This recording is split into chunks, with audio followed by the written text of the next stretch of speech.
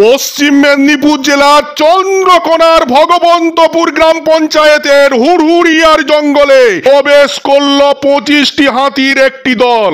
আজ সকালে গড়বেতা সন্দীপুর থেকে এই হাতির দলটি প্রবেশ করেছে বলে জানা যাচ্ছে। পানিকোটার বিটের চন্দ্রকোনা হুড়হুড়িয়া জঙ্গলে, আর এতেই আতঙ্কিত এলাকার মানুষজন। এই সময় আলুর মরশুম, আলু ও লাগানো ধানে প্রচুর ক্ষতির আশঙ্কা করছেন কৃষকেরা। ইতিমধ্যে জঙ্গলে হাতির দলটি প্রবেশ করার সময় বেশ কিছু চাষির আলু ও ধানের ক্ষতি করেছে বলে জানা যাচ্ছে।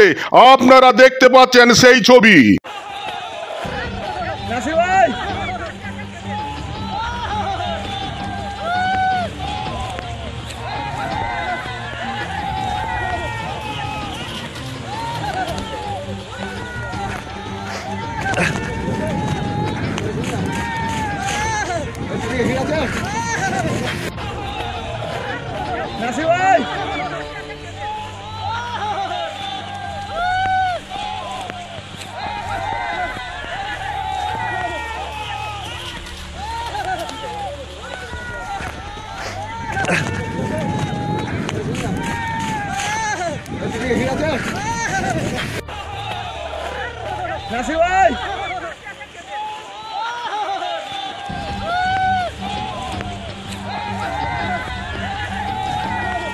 আপনারা দেখছেন বিকাশ চ্যানেল, আমি আপনাদের সঙ্গে সানিজুল হক।